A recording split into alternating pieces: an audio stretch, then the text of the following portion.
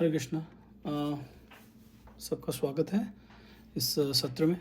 तो चलिए हम शुरुआत करते हैं अपने अगले आज के सत्र की। पहले हम शुरुआत करेंगे मंगलाचरण प्रेयर्स के साथ। ओम अज्ञानतिमिरन्धस्य ज्ञानञ्जनशलाख्या चक्षुरुन्मीलितं येन तस्मै श्रीगुरुवे नमः। श्रीचैतन्यमनोभीष्टं स्थापितं येन भूतले स्वयं रूपकदा मह्यं ददाति स्वपदान्तिकं। वन्देऽहं श्रीगुरो श्रीयुतपदकमलं श्रीगुरून् वैष्णवंश्च श्रीरूपं साग्रजातं सहगणरघुनाथान्वितां तं सजीवं साद्वैतं सावधूतं परिजनसहितं कृष्णचैतन्यदेवं श्रीराधाकृष्णपदान् सहगणललिता श्रीविशाखान्वितांश्च। हे कृष्ण करुणा सिंधु दीनबंधु जगतपते गोपेश गोपिका कांत राधा कांता नमोस्तुते। तप्त कांचन गौरांगी राधे वृंदावनेश्वरी वृषभानुसुते देवी प्रणमामि हरिप्रिये। वाञ्छाकल्पतरुभ्यश्च कृपा सिन्धुभ्य एव च पतितानां पावनेभ्यो वैष्णवेभ्यो नमो नमः। नमो विष्णुपदाय कृष्णपृष्ठाय भूतले श्रीमान् कतुदास अधिकारी इति नामिने। नमो विष्णुपदाय कृष्णपृष्ठाय भूतले श्रीमद्भक्तिवेदांत स्वामी इति नामिने। नमस्ते सारस्वती देवे गौरवाणी प्रचारिणे निर्विशेषा शून्यवादी पाश्चात्य देश तारिणे। जय श्री कृष्ण चैतन्य प्रभु नित्यानंद श्री अद्वैत गदाधर शिवासादि गौर भक्त वृंदा। हरे कृष्ण कृष्ण कृष्ण हरे हरे हरे राम राम राम हरे हरे।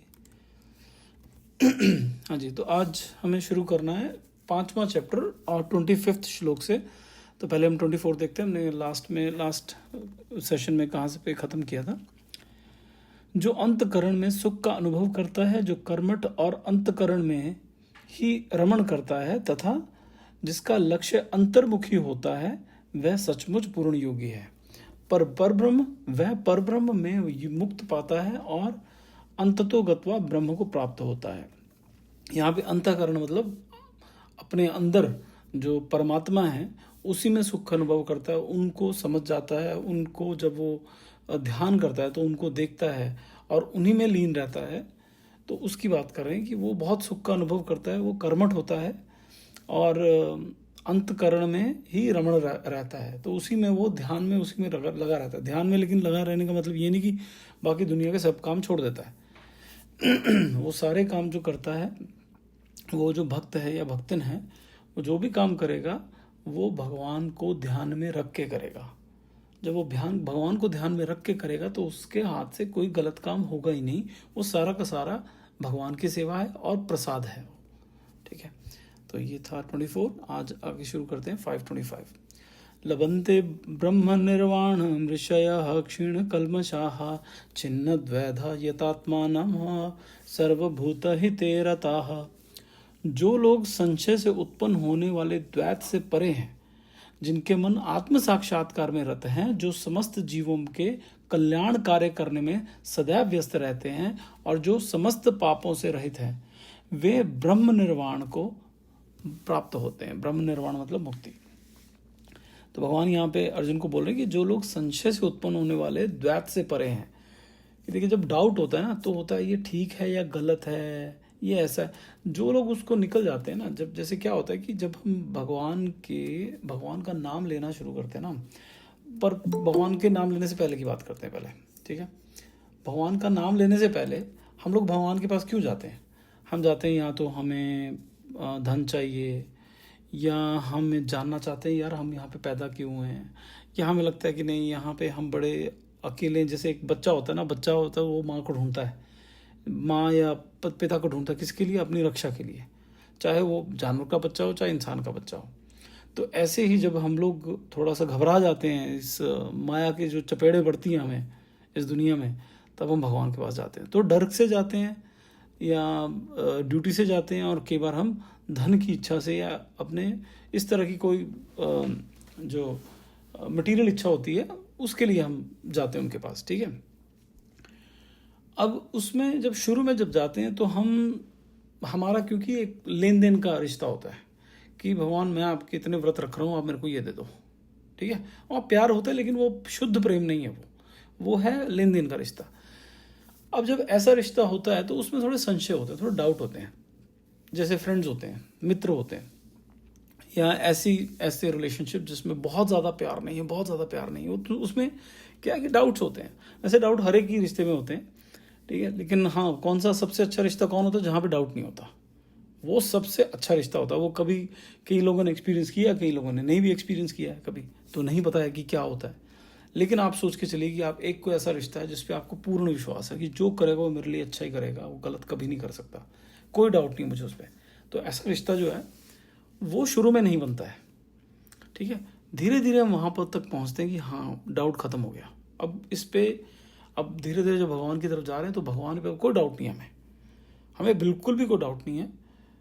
अब जब वहाँ पे हम पहुँच गए ना, अब जब वो भगवत गीता में भगवान बोलेंगे ना, तो हम सोचेंगे नहीं ये सही बोल रहे हैं कि गलत बोल रहे हैं। हम फिर ये सोचेंगे यार हमें समझ में नहीं आ रहा, ये भगवान जो बोलना चाह रहे हैं ना हमें समझ में नहीं आ रहा, वो तो ठीक ही बोल रहे हैं, ठीक है। फिर हम वहाँ उसमें डाउट नहीं करते कि अरे यार ये प्रैक्टिकल नहीं है, भगवान ने बोल दिया यहाँ पे कहाँ होता है, ऐसे थोड़ी होता है, तो वो डाउट नहीं होता फिर उसमें। तो ऐसे ही जो संशय से उत्पन्न होने वाले द्वैत से परे हैं, कि जहाँ पे डाउट होता है, डाउट से बहुत सारे वो हो जाते हैं कि ये ठीक है या गलत है, ये द्वैत हो गया, ठीक है, गर्म सर्द, तो ये द्वैतवाद जो हो गया। कहते इससे जो बाहर निकल गया ना, जिसने सबको एक ही तरह से देख रहा है, हमने पहले भी पढ़ा था कि जो सबको एक ही तरह से हर भाव में एक ही रहता है, हर हर सिचुएशन में एक ही भाव में रहता है, वो सम भाव में रहता है, ठीक है। हर सिचुएशन में जो सम भाव में रहता है, कहाँ गया, चलो कोई आया, ओके, हाँ, जो हर सिचुएशन में सम भाव में रहता है, एक ही भाव में रहता है, वो जो इंसान है वो भगवान को बहुत जल्दी प्राप्त कर लेता है। कहते जिनके मन आत्म साक्षात्कार में रत हैं,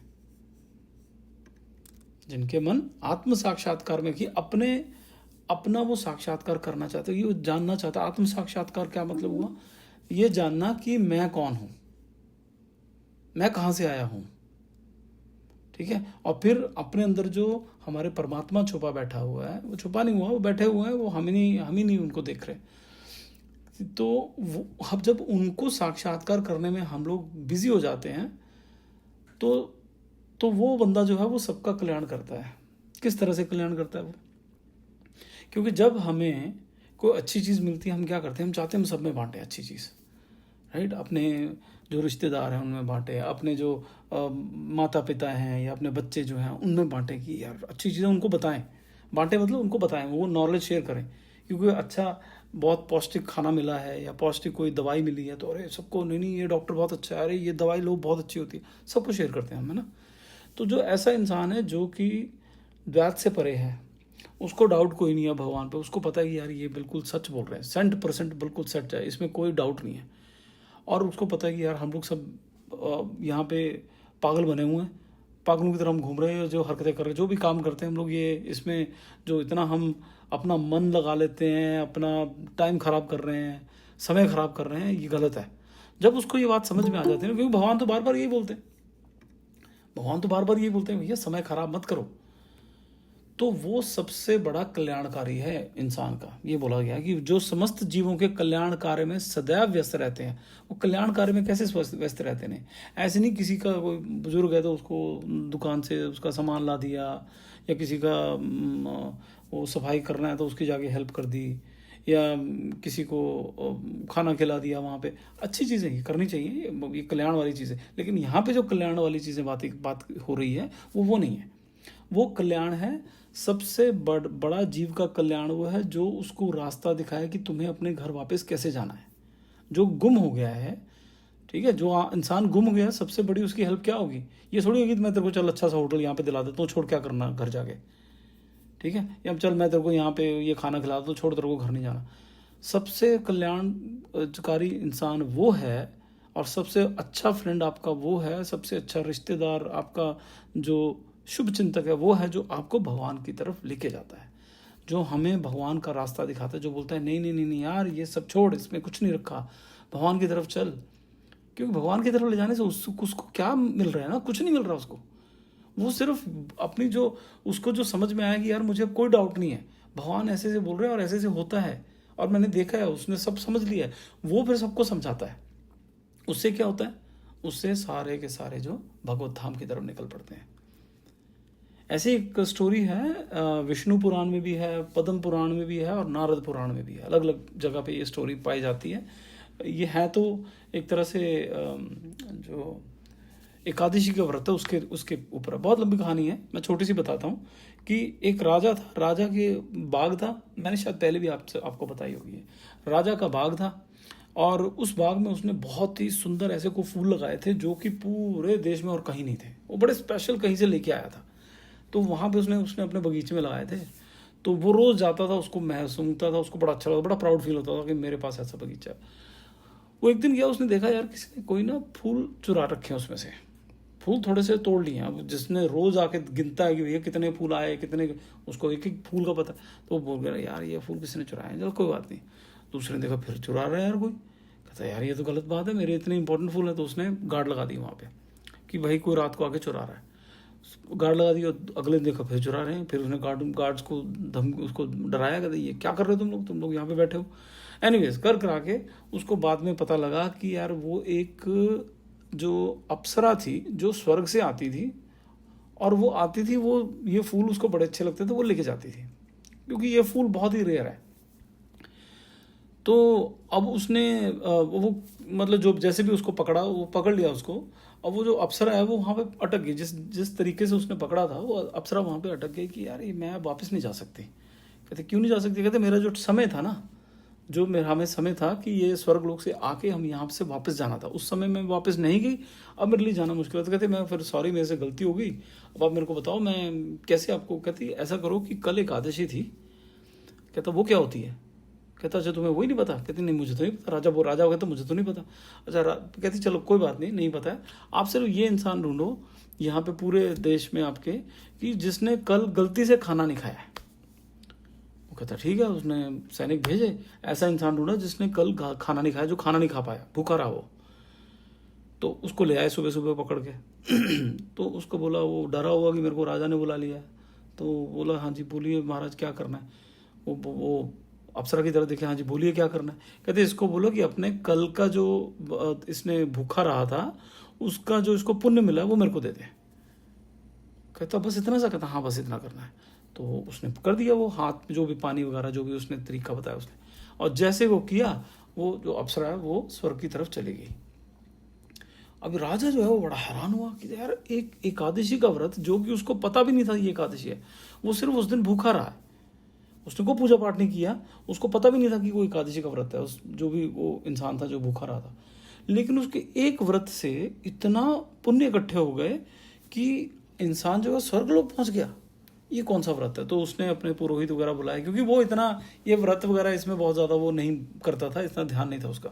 उसने बुलाया उसको, फिर पता लगा यार ये तो बहुत अच्छी चीज़ है। तो उसने क्या कर दिया, वहाँ पे रूल बना दिया, लॉ बना दिया अपने किंगडम ने, अपने राज्य में लॉ बना दिया कि कोई भी एकादशी के दिन किसी घर में चूल्हा नहीं जलेगा। सिर्फ खाना कौन खाएगा, जो मुझे याद है 7 साल से कम का बच्चा और 80 साल से ऊपर का बूढ़ा बुजुर्ग इंसान, सिर्फ वही खाना खाएगा, बाकी कोई खाना नहीं खाएगा। और जिसके घर पे खाना बनेगा, तब तो होता था ये धुआं निकलता दिख जाता था, तो सैनिक पहुंच जाते थे कि भैया बताओ किसने खाया। और फिर वो चेक करते थे, हाँ इसने खाया, अच्छा कोई बीमार है तब भी अलाउड था, और जो नहीं फॉलो करता था उसको जेल में डाल देते थे। अब उसका ऐसा हो गया कि सब करने लगे फिर। और जब सब वहाँ पे एकादशी का व्रत रखने लगे, और एकादशी का व्रत होता है हर 14 दिन में आता है, जब सब रखने लगे एकादशी का व्रत, तब क्या हुआ उधर से वो सब लोग जो हैं वो कोई भी नरक में नहीं जा रहा, सारे के सारे वैकुंठ धाम में जा रहे हैं, स्वर्ग लोग भी नहीं जा रहे, वैकुंठ धाम में जा रहे हैं। ठीक है, वैकुंठ धाम में पहुंच रहे हैं। तो जो यमराज है वहाँ पे, वो गए ब्रह्मा जी के पास। ब्रह्मा जी को बोले कि यमराज ऐसा कीजिए, सॉरी ब्रह्मा जी आप ऐसा कीजिए कि आप ना ये जो मेरा ये है ना क्या नाम है, यमलोक, इसको बंद करवा दीजिए, इसका कोई फ़ायदा नहीं है, कुछ नहीं करना। और मेरा मैं बिल्कुल काम है नहीं मेरे पास, नौकरी मेरी ख़त्म हो गई है, क्योंकि काम कुछ है नहीं, आप मेरे को किसी और नौकरी पे लगा दो, कोई और काम धंधा दे दो, ये तो ख़त्म हो गया। वो बोले क्या हुआ, बड़े परेशान हुए यमराज जी। वो बड़े, ब्रह्मा जी कहते क्या हो गया।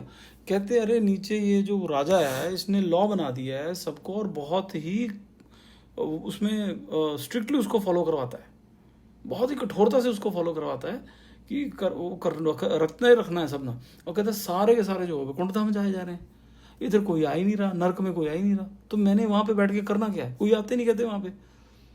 तो फिर आगे बड़ी लंबी कहानी है कि फिर ब्रह्मा जी क्या करते हैं, कैसे करते हैं, जो भी एक बहुत।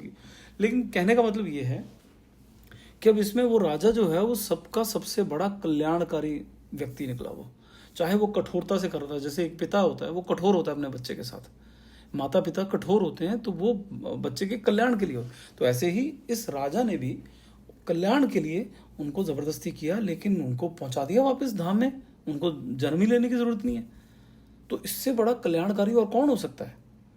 ये बाकी जो कल्याणकारी हैं जो खाना दे देते हैं, वो तो क्या, खाना देने से क्या होगा, ठीक है। अभी पीछे क्या हुआ था, ऐसे ही, क्योंकि जो भी आता है जिसको पता है कि हाँ मेरी लोग सुनते हैं, तो वो ऐसे फेंकते रहते हैं कुछ ना कुछ।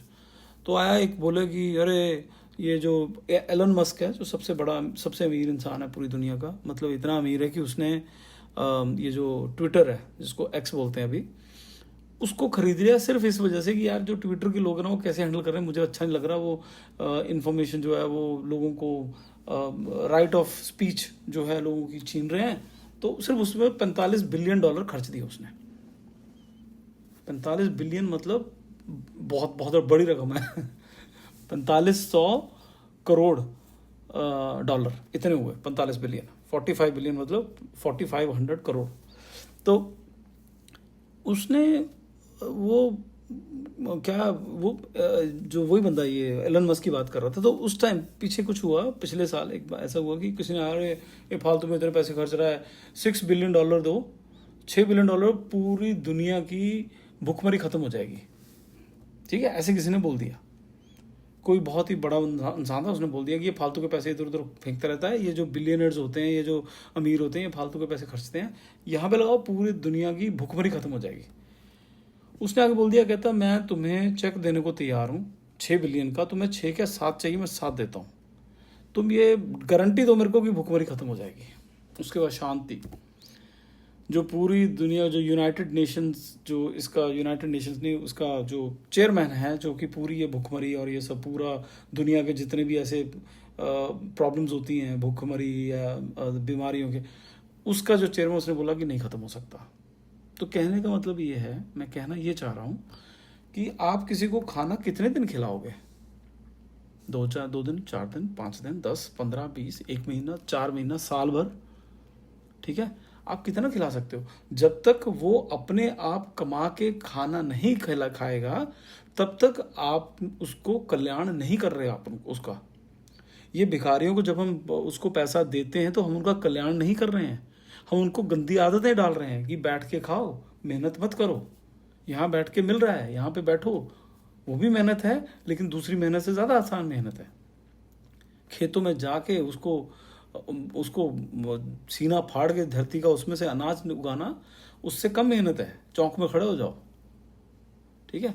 तो ये कल्याणकारी की जो परिभाषा है ये हमें बड़े अच्छे से जाननी है कि यहाँ पे जो समस्त जीवों का कल्याणकारी, सबसे बड़ा कल्याणकारी वो है जो हमें अपने पिता के पास लेके जाए। इसलिए हमारा सबसे बड़ा कल्याणकारी कौन होता है, गुरु। हमारा जो गुरु होता है, ठीक है, जो हमारा स्पिरिचुअल गुरु है, हमारा जो मार्गदर्शन करता है भगवान की तरफ, वो हमारा सबसे बड़ा कल्याणकारी इंसान है, ठीक है। चलिए आगे बढ़ते हैं।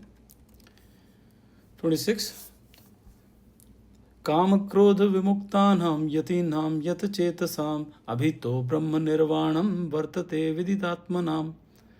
जो क्रोध तथा समस्त भौतिक इच्छाओं से रहित है, जो स्वरूप सिद्ध आत्म संयमी है और समसिद्धि के लिए निरंतर प्रयास करते हैं, उनकी मुक्ति निकट भविष्य में सुनिश्चित है। जिन्होंने अपनी इंद्रियां कंट्रोल कर ली, कह रहे हैं कि जिसने क्रोध को कंट्रोल कर लिया, अपनी भौतिक इच्छाओं को कंट्रोल कर लिया, जो स्वरूप सिद्ध है, मतलब अपना असल में हम हैं कौन वो समझ में आ गया उनको, संयम है उस मन में, ठीक है, तो वो लोग जो है वो तो उनको तो मिलेगा ही मिलेगा, ये मुक्ति तो मिल ही जाएगी उनको, पक्की बात है। क्योंकि क्रोध को काबू करना, जब जो रूप गोस्वामी है, जो हमारे इस्कॉन का सारी जो नॉलेज बेस है या उनकी हमारी जो फिलॉसफी है इस्कॉन की, वो रूप गोस्वामी से हम लोग प्रेरित हैं, वहाँ से चलती है, रूप गोस्वामी के अंडर आती है। उन्होंने उपदेशामृत में हमें कुछ श्लोक, 11 श्लोक है मेरे ख्याल, 11 या 12 श्लोक हैं, वो लिखे कि भक्तों को ये सब फॉलो करना चाहिए। सबसे पहला श्लोक जो है उसमें है वाचो वेगम, वाचो वेगम, आगे मैं भूल रहा हूँ कि वाचो वेगम, उदरपस्थ वेगम, जीव वेगम, हाँ कुछ ऐसा है। मतलब उसके है कि वाचो वेगम सबसे पहला जो है, कहते जिसने अपने वचनों के वेग को कंट्रोल कर लिया, जिसने अपने वचनों के वेग को कंट्रोल कर लिया, वो बहुत महान है सबसे पहले, क्योंकि सबसे मुश्किल वही है। हमें जो बोलना, हमें बोलना है, किसी ने कुछ बोला तो उसका जवाब, उसकी तो मुंह तोड़ना है मुझे, उसका तो जवाब दे के रहना है मुझे, ऐसी की तैसी करनी है उसकी मुझे, ठीक है। ये जो वाचो वेगम है, और उसमें जो ज़्यादा बोलता है ना वो अक्सर गलतियां कर जाता है, जो कम बोलता है उससे गलतियां होने के चांसेस कम होते हैं।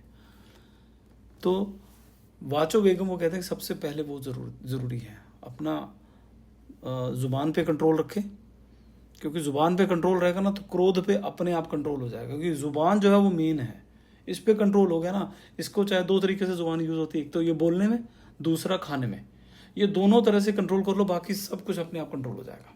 ये सब दो चीज़ें मेन, सबसे इंपॉर्टेंट उसमें भी क्या है, वाचो वेगम। जो टेस्ट है, ठीक है, जिह्वा वेगम जिसको बोलते हैं, वो फिर भी चलो कोई बात नहीं, वो थोड़ा कर सकते हैं, लेकिन सबसे इम्पोर्टेंट जो है, सबसे मुश्किल जो है वो है वाचो वेगम, ठीक है। अच्छा, इसमें अब एक बार देखते हैं कि प्रभुपाद जी क्या बोलते हैं। प्रभुपाद जी कहते हैं कि जो साधु पुरुष निरंतर मोक्ष प्राप्ति के लिए प्रयत्नशील रहते हैं, उनमें कृष्ण भावनामृत में रहने वाला व्यक्ति सबसे श्रेष्ठ है, ठीक है। कहते हैं कि एक तो हैं, there are set of people जो कि मोक्ष प्राप्ति के लिए जद्दोजहद में लगे रहते हैं कि ये किया जाए, कैसे मिले हमें मोक्ष की इच्छा है, ज्ञान योग करें, ध्यान योग करें, या योगासन करें, हिमालय में जाके मोक्ष चाहिए। वो कह रहे हैं कि उन सब में सबसे अच्छा कौन है, जो कृष्ण भावना मृत में है, उसमें रहने वो सबसे श्रेष्ठ है। क्यों? क्योंकि वो जो इंसान है वो इस सोसाइटी में रह के, ठीक है, इस सोसाइटी में रह के और इस सोसाइटी का हिस्सा बन के वो भगवान को प्राप्ति कर लेता है।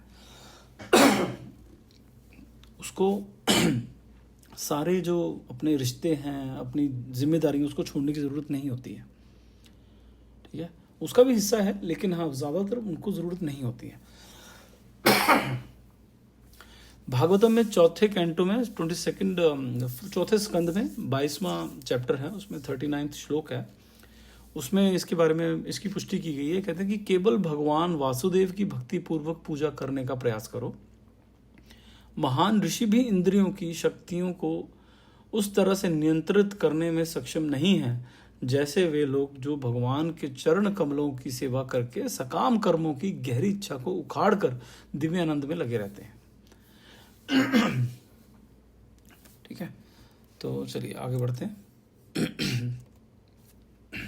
27-28 स्पर्शान कृत्वा बहिर्बाह्यां चक्षुश्चैवान्तरे भ्रुवोः प्राणापानो समौ कृत्वा नासा भयन्तरचारिणो यतेन्द्रिय मनोबुद्धिर्मुनिर्मोक्षपरायणाः विगतेच्छा भय क्रोधो यः सदा मुक्त एव सः। समस्त इंद्र विषयों को बाहर करके, दृष्टि को बाहों के मध्य में केंद्रित करके, प्राण तथा अपान वायु को नथनों के भीतर रख के रोक कर, और इस तरह मन, इंद्रियों तथा बुद्धि को वश में करके जो मोक्ष को लक्ष्य बनाता है, वह योगी इच्छा, भय तथा क्रोध से रहित हो जाता है। जो निरंतर इस अवस्था में रहता है वह अवश्य ही मुक्त है। अब पहले तो भगवान ने बोला कि आप भय को कंट्रोल करो, ठीक है, ये सब क्रोध को कंट्रोल करो। अब यहाँ पे वो तरीका बता रहे हैं कि सारे इंद्रियों को, समस्त इंद्रिय विषयों को बाहर करके, मतलब इंद्रिय विषय मतलब जो हम सोचते रहते हैं ना, मुझे ये चाहिए, मुझे वो चाहिए, मेरे उसका क्या होगा, मेरे इसका क्या होगा, मेरी ज़मीन का क्या होगा, मेरे घर का क्या होगा, मेरे बच्चों का क्या होगा, वो सब जो कनेक्शन है उसको कहते हैं उसको छोड़ दो, उसको बाहर निकालो पहले। बहुत मुश्किल है ये, लेकिन तरीका ये है, उसको बाहर निकालो। फिर दृष्टि को बाहों के मध्य में केंद्रित करें, कि अपने जो माथे के बीच में वहाँ पे केंद्र करें पूरा ध्यान। और प्राण तथा अपान वायु को नथनों के भीतर रोककर, और इस तरह, और प्राण और अपान क्या है कि एक वायु बाहर निकलने वाली, एक अंदर लेने वाली, उनको बोलते हैं ऐसे। लेकिन ये टिपिकल योगा के बारे में बात कर रहे हैं यहाँ पे भगवान। तो कहते हैं उनको रोक कर फिर मन, इंद्रिय और बुद्धि को वश में करो। मन, इंद्रिय और बुद्धि क्या मतलब हुआ? इंद्रियां सेंसेस, राइट। हमारी जो इंद्रियां हैं, इसी से हम इस दुनिया को देखते हैं, टच करते हैं, देखते हैं, फील करते हैं, टेस्ट करते हैं, राइट, इसी से होता है। और उसके ऊपर है मन। इंद्रियों को वश में कर लिया। इंद्रियों को वश में करने का मतलब क्या है? इंद्रियां काम ही नहीं कर रही हैं, हमें कुछ स्पर्श नहीं हो रहा। कभी ऐसा हुआ है कभी कोई आपको टच कर रहा, आपको पता नहीं लगा कि आपको कोई टच करके गया, या किसी ने कोई आपको आवाज़ दे रहा है, आपको सुनाई नहीं दे रही? ऐसा होता है ना, बच्चों के साथ अक्सर होता है। माँ बाप आवाज़ें दे रहे हैं, उनको सुनाई नहीं दे रही। टीवी में घुसे हुए हैं, टीवी देख रहे हैं, तो ध्यान है इतना उसमें लगा हुआ है, पीछे कुछ आवाज़ नहीं आ रही।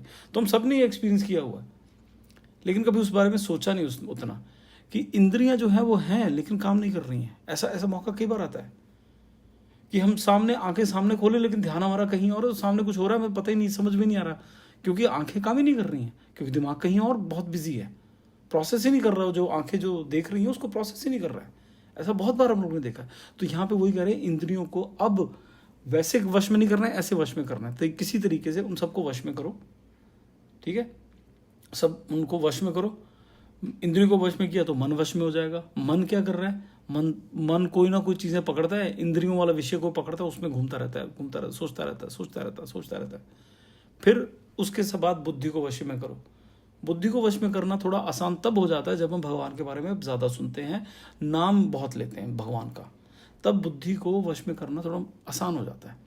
क्योंकि फिर बुद्धि शुद्ध हो जाती है। बुद्धि में विकार जो है ना, जो उल्टे सीधे चीज़ें आती वो नहीं आती, क्योंकि फिर बुद्धि अपने आप को बताती कर रही है, कोई बात नहीं यार, ये तेरे कर्म है, कोई बात नहीं, बहुत सारे जन्म तेरे हो चुके हैं, इस बार फिर ये आ गया है तो भुगत ले, कोई बात नहीं, अब तूने कुछ किया है उसकी वजह से तेरे साथ हो रहा है, कोई बात नहीं, तो यू टेक इट ईजी कि चल कोई बात नहीं, देख लेंगे, ठीक है। तो वो बुद्धि को वश में करना। फिर उसके बाद मोक्ष का लक्ष्य किया, मुझे भगवान की तरफ, मोक्ष का लक्ष्य मतलब भगवान की तरफ बिल्कुल फोकस करके भगवान के बारे में सोचा जाए। अब इसमें प्रभुपाद जी क्या कहते हैं? कृष्ण भावनामृत में लगे रहने से व्यक्ति तुरंत अपने आध्यात्मिक पहचान को समझ सकता है, ठीक है। कृष्ण भावनामृत में लगेंगे तो हमें समझ में आ जाएगा, अच्छा हम ये शरीर नहीं, हम ये आत्मा है और हम भगवान का अंश हैं। फिर प्रभुपाद कहते हैं, और फिर वह भक्ति सेवा के माध्यम से परम भगवान को समझ सकता है। जब कोई व्यक्ति भक्ति सेवा में अच्छी तरह से स्थित होता है तो वह दिव्य स्थिति में आ जाता है। जब कोई व्यक्ति भक्ति सेवा में अच्छी तरह से स्थित हो जाता है तो वह दिव्य भक्ति स्थिति में आ जाता है। अब ये जो होती ना भक्ति सेवा, कहते हैं कि अच्छी तरह से आ जाना भक्ति सेवा क्या है? ये भक्ति सेवा ये है मंदिर में जाके भगवान की सेवा करनी। क्या वो सेवा होती है क्या ये? नहीं, मंदिर में जाने की आवश्यकता नहीं है, घर पे भी कर सकते हैं। जब हम कथा सुनते हैं वो भी भगवान की सेवा है, जब हम भगवान का नाम लेते हैं वो भी भगवान की सेवा है। लेकिन जब वो नाम लेना है, जब वो, और अगर हमें जैसे मंदिर में जाके कुछ साफ सफाई कर दी या कोई खाना बना दिया या कुछ ऐसा कुछ भी करना है, उसमें जब तक उसमें भाव ऐसा ना हो कि देखो मैंने ये किया, देखो मैंने ये किया, मैं ये करता हूँ, देखो मैंने इतना अच्छा काम किया, जब तक वो भाव रहेगा तब तक वो सेवा पूरी तरह से भक्ति सेवा नहीं बनेगी, ठीक है। उसमें कुछ ना कुछ विकार रहेंगे। तो उसको बिल्कुल प्योर करना है तो ये भाव जो है निकालना पड़ेगा कि देखो मैं ये कर रहा हूँ, देखो मैंने ऐसा किया। वो जो मैं है वो हटानी पड़ेगी। ये सोच के जाना है कि हम भगवान के वो है नौकर हैं, और उन्होंने, और नौकर भी ऐसे हैं कि वो वाले नौकर नहीं जो तनख्वाह भी लेते हैं और काम करना नहीं चाहते, लेकिन जब काम करना पड़ता है तो माथा पीट लेते हैं, अरे यार काम करना पड़ा। वैसे नौकर नहीं, ये वो नौकर जो फ्री में काम कर रहे हैं एक तरह से, मतलब ऐसे, क्योंकि जल्दी भाव, क्योंकि फ्री में वैसे होता कुछ नहीं है। भगवान जो कुछ देते हैं उसका तो वो 1% भी नहीं लेते वापस। अगर वो सब कुछ सारा हिसाब करने लगे ना तो हमारे पास कुछ भी नहीं बचेगा, नंगे हो जाएंगे बिल्कुल। तो फ्री में तो नहीं है, लेकिन हाँ जैसे हमारी ऐसी सोच है, मटेरियल सोच है, तो उस तरह से देखा जाए हमें ये सोचना है कि जब हम उसकी सेवा कर रहे हैं तो हम उसको भगवान को धन्यवाद दें कि थैंक यू, धन्यवाद, मुझे आपने अपनी सेवा में लगाया, आपने सेवा का मौका दिया, ठीक है ना। तो ये है भक्ति सेवा। फिर प्रभुपाद क्या कहते हैं, तो वह दिव्य स्थिति में आ जाता है जो उसके कार्य के क्षेत्र में भगवान की उपस्थिति को महसूस करने के योग्य होता है। हाँ, ये बहुत इंपॉर्टेंट है। कहते हैं कि अब वो भगवान की स्थिति को महसूस कर सकता है। अब क्या होता है, हम बोलते हैं कि अरे भगवान ने बड़ा अच्छा आज कीर्तन किया, ऐसा कि जैसे भगवान स्पष्ट आ गए, सामने आ गए, ठीक है। और हम लोग जगराते करते हैं, बोलते हैं माता आजा, माता आजा। अरे कहीं उनका शेर आ गया तो हमारी हालत खराब हो जाएगी। अब क्या, वो देवी देवता ये क्यों नहीं आते हैं और भगवान क्यों नहीं आते हैं? क्योंकि हम उनकी ऊर्जा, उनकी उपस्थिति सहन ही नहीं कर सकेंगे, उनकी महसूस ही नहीं कर सकेंगे वो, बल्कि उनको काम करना पड़ता है उसके लिए। अपनी जो शक्ति है अपना, वो बिल्कुल निम्न करके फिर आते हैं। अगर कई बार आते हैं ऐसे, मैं क्यों बोल रहा हूँ ऐसे पद्म पुराण में ऐसी एक कथा है कि छोटा सा मैं बताता हूँ कि जो हमारे सारे देवी देवता है वो जाते हैं इनके पास, जाते नहीं है वो, इनसे डिस्कशन कर रहे हैं अपने नारद मुनि जी से। तो नारद मुनि कहते हैं चलो विष्णु भगवान के पास चलते हैं और वहाँ पे उनसे पूछते हैं। तो ये सब चले जाते हैं, वो क्षीर सागर में जाते हैं। वहाँ पे सब जो है सारे देवी देवता पीछे पीछे, आगे आगे नारद जी हैं। नारद जी उनसे बात करते हैं महाराज विष्णुदेव से, और फिर निकल आते हैं। तो उन्होंने बोलने लगते हैं, जो जितने भी देवी देवता, देखा कितना अच्छा मधुर शब्द था, कितना अच्छा उन्होंने ज्ञान दिया। कहते कौन सा ज्ञान दिया? कहते भगवान ने जो ज्ञान दिया आपने सुना नहीं? कहते हमें तो कुछ सुनाई नहीं दिया। कहते चलो आपने देखा तो ना क्या कर रहे थे? कहते हमें तो दिखाई भी कुछ नहीं दिया। कहते तो आप कर क्या रहे थे? कहते हम जैसे ही आप वहाँ पहुंचे, वहाँ पे इतनी तेज प्रकाश हुआ कि हमसे वो झीला ही नहीं गया, हम सब दंडवत हो गए नीचे। हमने मुंह नीचे करके बस दंडवत हो गए वहाँ पे, तो हम लोग को दिखा ही नहीं कुछ भी। तो वहाँ पे ये है कि भगवान को देखना इतना आसान नहीं है, उसके लिए तप की शक्ति चाहिए, उसके लिए भक्ति की शक्ति चाहिए। वो जब तक वो भक्ति की शक्ति नहीं आ जाती है, भगवान सामने नहीं आते हैं। मतलब आ भी जाएंगे तो हम देख ही नहीं पाएंगे, हम देख ही नहीं पाएंगे उनको, मूर्छित हो जाएंगे। ठीक है, तो अच्छा चलिए, तो कह रहे हैं कि महसूस करने से योग्य होता है। इस विशेष स्थिति को परम में मुक्ति कहा जाता है। अच्छा, फिर है कि परमार्थ में मुक्ति के उपरोक्त सिद्धांतों की व्याख्या करने के बाद भगवान अर्जुन को निर्देश देते हैं कि किस प्रकार अष्टांग योग नामक रहस्यवाद या योग के अभ्यास से कोई उस स्थिति में आ सकता है। ये हम अगले चैप्टर में, छठे चैप्टर में पढ़ेंगे अष्टांग योग के बारे में, कि योग कैसे होता है, उसके क्या क्या अंग होते हैं, उस तरह से भी भगवान की प्राप्ति हो सकती है। कहते एक कृष्ण भावना भावित व्यक्ति सदैव भक्ति सेवा में संलग्न रहते हुए किसी अन्य कार्य में अपनी इंद्रियों को खोने का जोखिम नहीं उठाता। ठीक है, वो बहुत केयरफुल होता है, क्योंकि जिसको समझ में आ गया ना कि यार ये सच है बाकी सब झूठ है, वो बड़ा केयरफुल होता है। वो कहता है ना, ऐसे लोग जो है कई जो होते हैं जो उनसे नहीं संभाला जाता ना, वो जंगल वगैरह में चले जाते, कहते हैं यार इन लोगों को पता बहुत समझा लिया, ये मेरे से समझ तो कुछ नहीं रहे, बल्कि मेरे को समझाने में आ रहे हैं, तो ये जाए फिर भाड़ में, मैं चला जंगल में, मैं अपना तो करूँ, अब ये तो कुछ कर नहीं रहे, इनकी तो बहुत कोशिश कर ली, मैं जाऊँ। तो क्योंकि वो टाइम नहीं वेस्ट करता, वो कहता है यार ये सब फालतू झंझट है, ये बहुत बार कर चुका हूँ मैं, ये लोग भी बहुत बार कर चुके, लेकिन इनको याद नहीं आ रहा, अब मुझे समझ में आ गया। ठीक है, तो एनीवेज, तो यहाँ पे आज खत्म करते हैं। आज हमारा 3 मिनट थोड़ा ऊपर हो गया।